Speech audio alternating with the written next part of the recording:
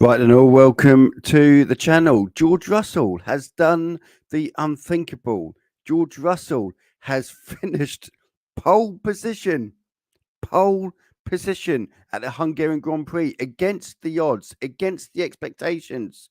We have a Mercedes at the front of the grid. This is the F1 Fan Zone.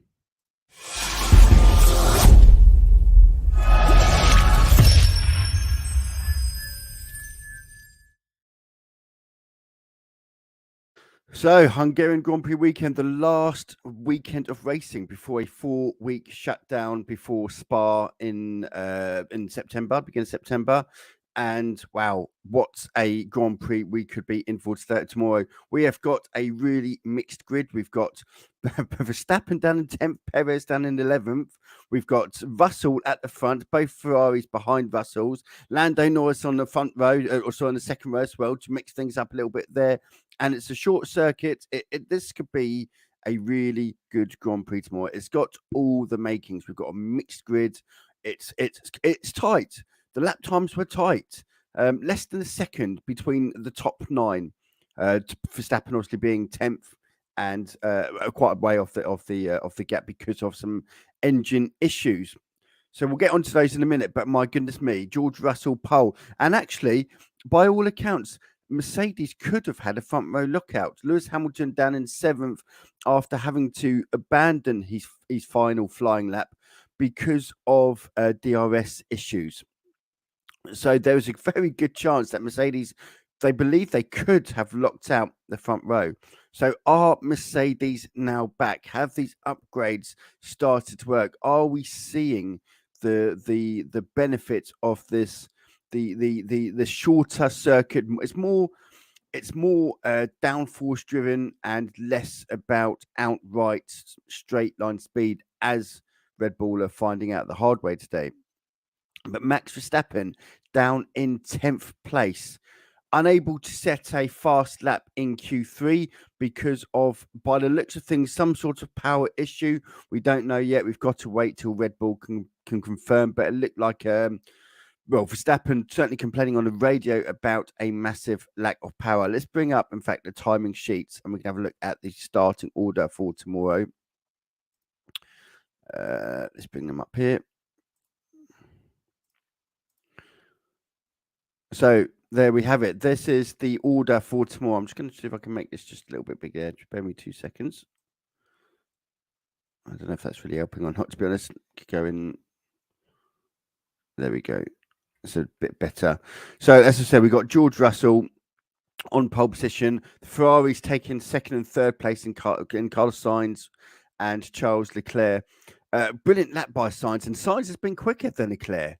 He's actually been quicker for the majority of the last couple of races, really. I mean, I know the last race in France, Leclerc was winning before his mistake, but in all fairness, Sainz was a quicker driver over the weekend. Sainz, without the engine penalties, could have been starting or could have been on course to win that race. Lando Norris done an excellent job again in that McLaren in 4th place. Ocon out qualifying Alonso. Didn't see that one coming, I'll be honest. Hamilton in 7th, as we said, DRS issues in that last flying lap. And if it wasn't for DRS issues, we could genuinely have been looking at some Mercedes lockouts. So they will be. There's some good optimism. There's some good optimism for Mercedes going into the summer break. Regardless of what happens tomorrow, they've got a car now that can genuinely look like it can compete with Red Bull and Ferrari, and that's good for us fans. Whether you're a Mercedes fan or not, it's good for us fans because we're going to see for the second half of the season, after the summer break, we are going to see potentially a 6-car battle for poles and wins and podiums and so on. A 6-car battle rather than 4, or quite often 2. Ferrari have obviously still got work to do, not in terms of the Ferrari's car, as we know, is arguably the fastest car out there, but they've got to sort out their strategic way of running races, basically. But again, issues with reliability for Red Bull, a power issue. Verstappen down in 10th, Perez 11th. Now, Perez is an interesting one because Perez didn't qualify for Q3. But in Q2, he had a lap time deleted, had to go out, and then again, because his lap time was deleted, the lap time then got reinstated. But that reinstated lap time was only a couple of tenths quicker than what was needed, or than the current drop zone. And as the track became to, because we had a wet practice, and throughout the day the track dried, and as the track dries throughout the day, the lap times get quicker. There's more rubber on the circuit, so in those sort of situations, the last person to cross the line to start their flying lap often has the advantage of being the quickest, as often is the case. Perez went out on a brand new, not on a brand new set, went out on a used set of tyres, having, with his time, only 2 tenths quicker than what you needed to be to qualify for Q3. But he had all the other drivers behind him who were going out on brand new sets of tyres and only needed to find 2 tenths on him in a circuit that was evolving all the time. It was a strategic blunder by Red Bull. Why on earth they thought they could get him through on a used set of tyres when his best time was only on a new set was only 2 tenths quicker than what was 10th place at the time. So it was a strategic blunder. Whether or not, we don't know this yet, we'll have to wait to find out what Red Bull say, but whether or not Perez was having issues with power as well, and that's why he was struggling to get into where he didn't get into Q3. So, not only did he struggle to get there, he didn't get there. So it was a struggle. We'll have to wait and see. But 10th and 11th, and that's a real kick in the teeth for Red Bull. And the reason why is, look at that, right in the middle of the grid. Look what happened last year. Look what happened last year with all the chaos on the end of the pit straight on the first lap. Verstappen and Perez, both Red Bull cars, are going to have to be really careful getting through that first lap without incident.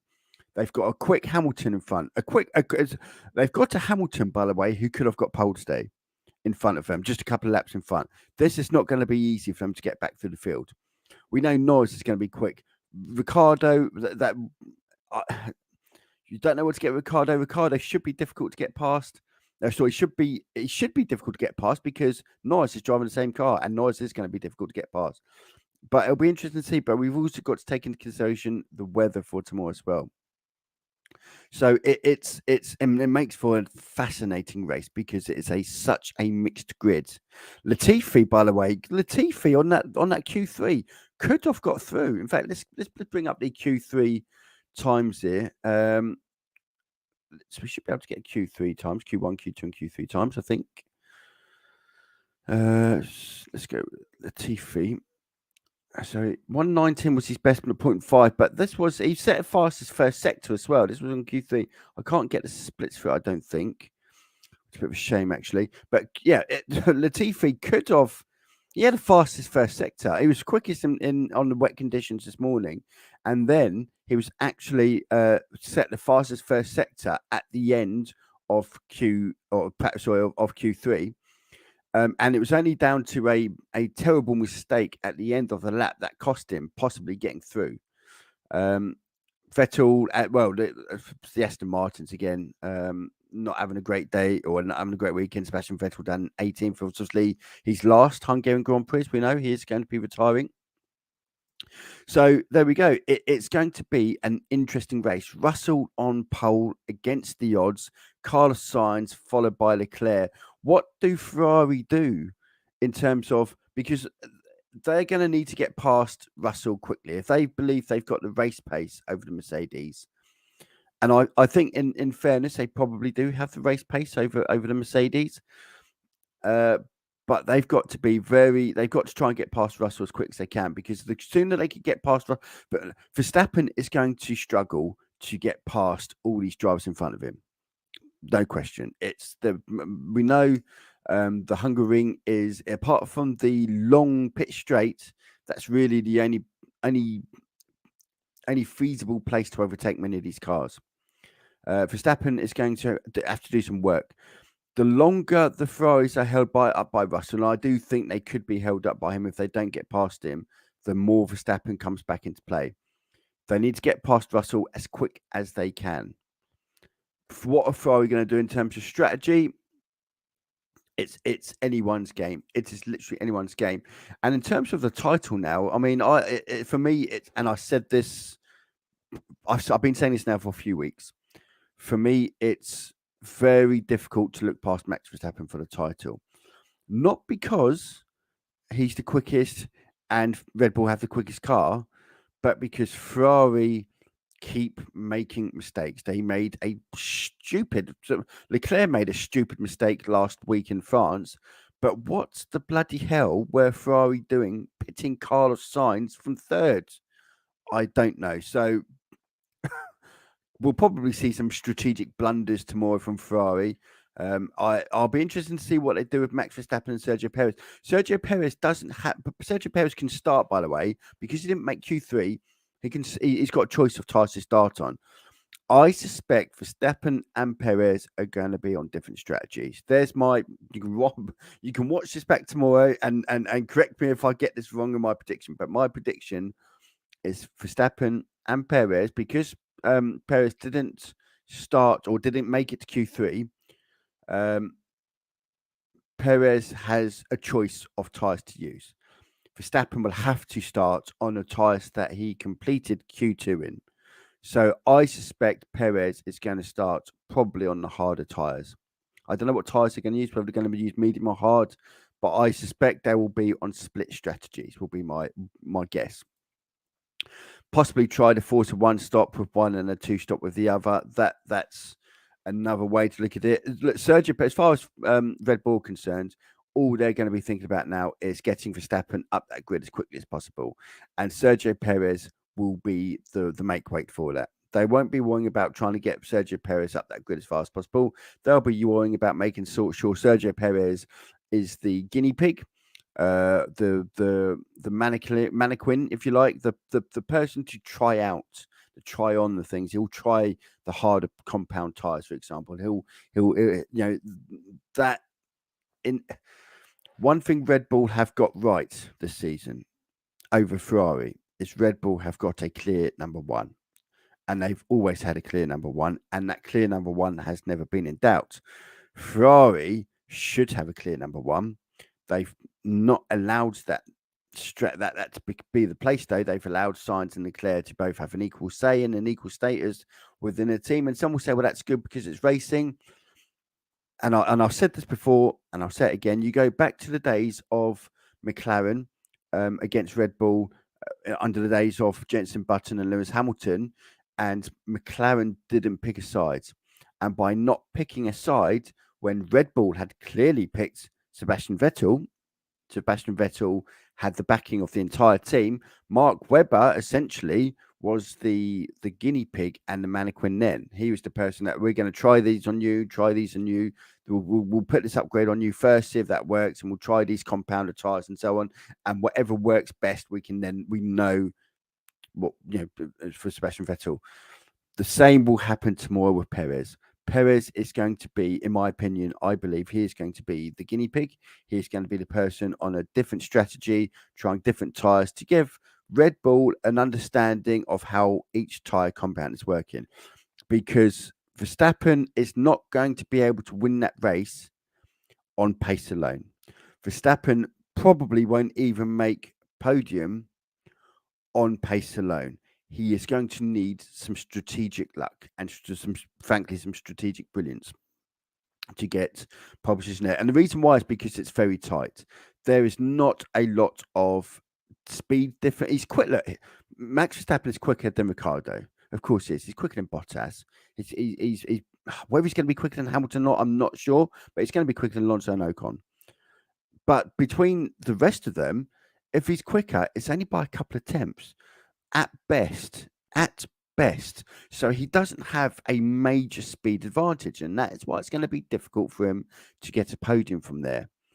So in all honesty, the best Red Bull can hope for tomorrow, realistically, and when I say realistically, I mean without something really bizarre happening, is damage limitation. Verstappen's got plenty of breathing space in the title.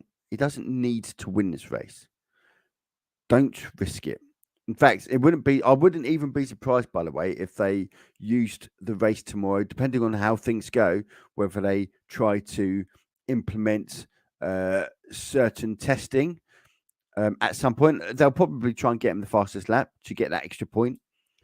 But the reality is he doesn't need to win this race tomorrow. Perez will be the guinea pig. Verstappen, they'll try and get up there as far as they can. But I think for Verstappen to even get a podium, it'll need more than pace alone. We'll have to see on terms of the race pace on George Russell and Hamilton. Like I said, by all accounts, Mercedes were on for a front row lockout. If it went for mechanical errors for Hamilton, rare mechanical errors, by the way, rare mechanical errors for the Mercedes. Max might have to start in the back of the grid if changes have to be made to the power unit. That is very true and a very good point. B King 29. Thanks for the comment. But yes, that is a very good point. Just an FYI on that as well. Red Bull have not taken any penalties for their power units yet. They are coming. Believe me, they are coming. So they may decide, you know what, we're going to have to take a penalty in the next 2 or 3 races anyway. Let's take it now. So it is a very good point. Now it's not necessarily a case of just replacing the power unit that gets you a penalty. It's if you've got to use one more than your allotted yearly allowance. So if you can use a refurbished one, for example, but often it's not worth putting it in a refurbished one. Normally, you would fit a new one in. I suspect they may well change and put a new power unit in and start from the back of the grid. It's a very good point. Well made, B King. So yeah, that's a very good point actually. But yeah, as I said, it will be.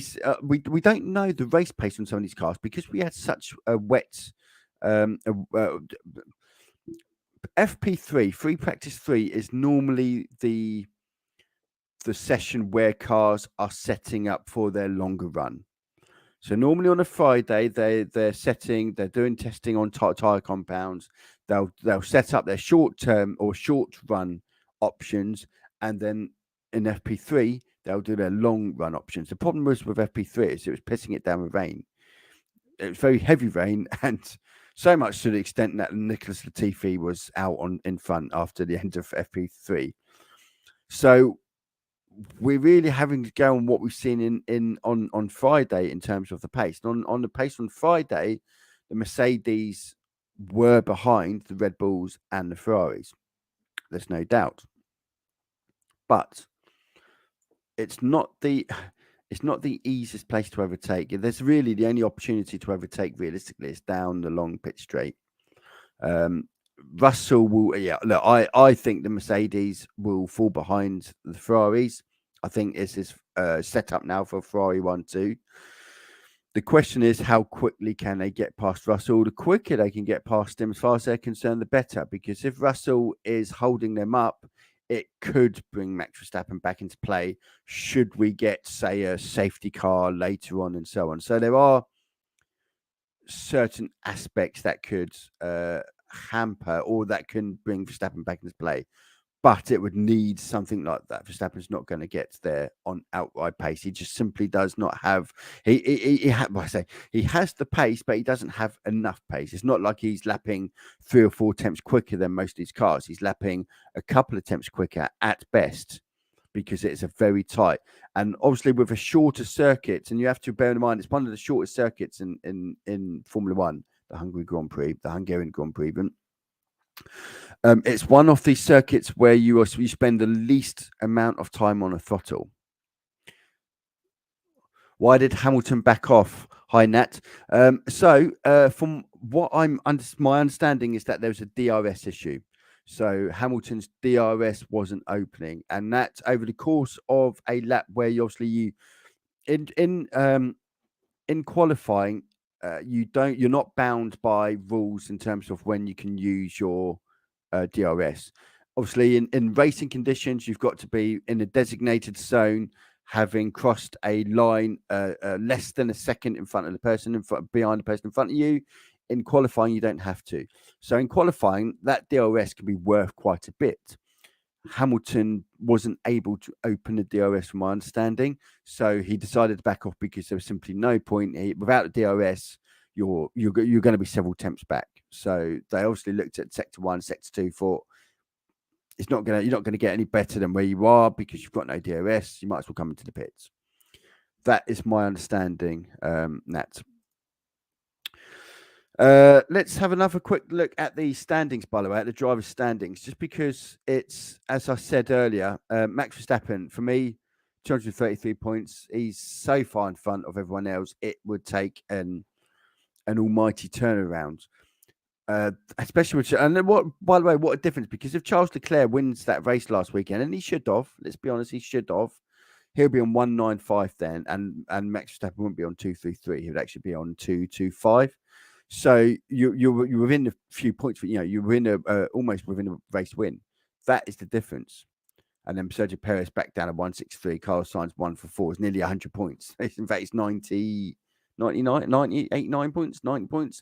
So it's very difficult to see anyone catching Verstappen for this title, to be honest.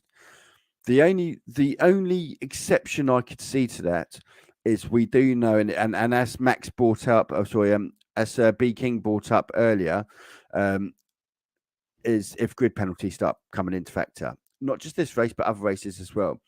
I said about 2 months ago, I said this title could be won based on who takes the fewest grid penalties, because both teams were using up engines quite quickly in the first, particularly Ferrari, but in the first few races of the season.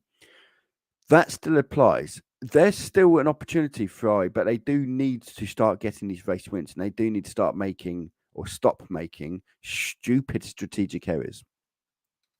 Ferrari can still win this title in terms of the drivers. I don't really favour them in the constructors, to be honest. We'll come to the constructors in a minute, but it's possible Leclerc could still win the title, but he needs to start winning races. He needs to stop making mistakes, and Ferrari needs to stop making mistakes. They've got the quickest car. Ferrari have a car that is capable of winning, 6 or 7 off the last set of races. That's a given.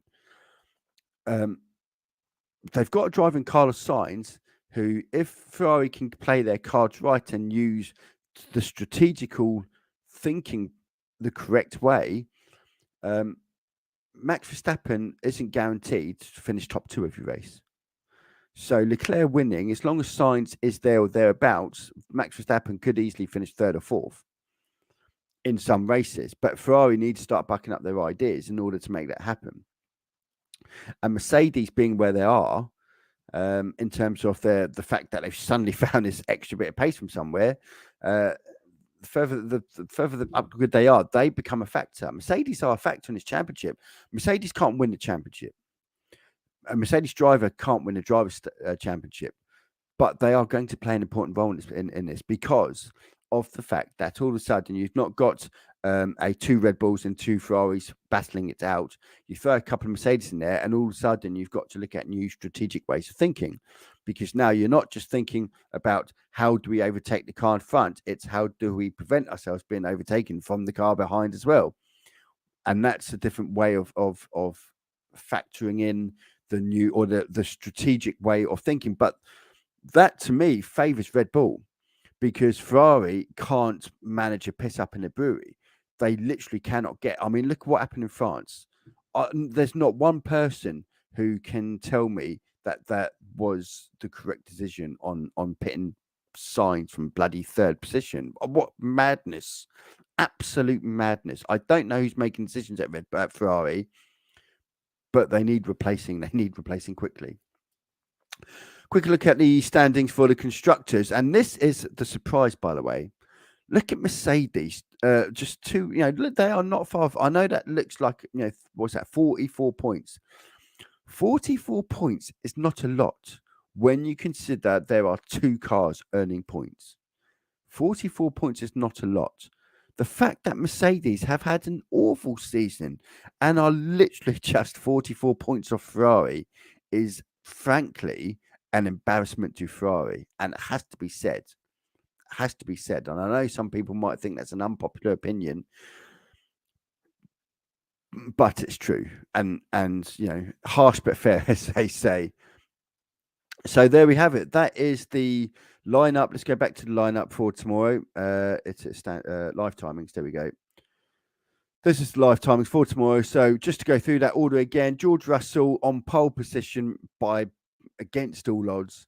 Carlos, and the thing is, what makes that, by the way, what makes this even more bizarre is the fact it wasn't a wet qualifying.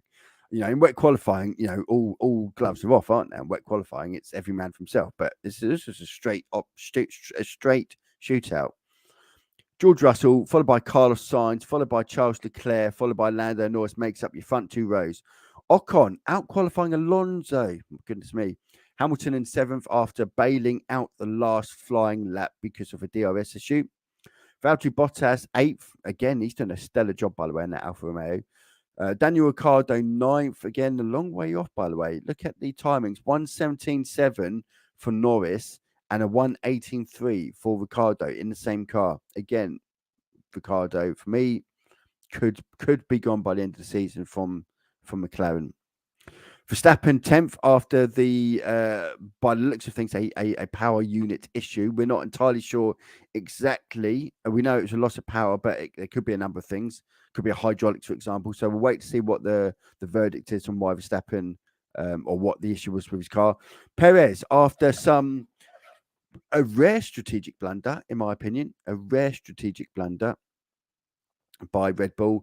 Joe Ranzu, 12th, yeah, not too bad there. Magnussen, Stroll, Schumacher, Tsunoda, Alex Albon, Vettel, Gasly, and Latifi. Now, Gasly, just a quick reminder, Gasly did actually make it into Q2, but literally on his last lap, qualified into Q2. However, his lap time was deleted, which put him back down again. So they are being very strict, by the way, with lap times here.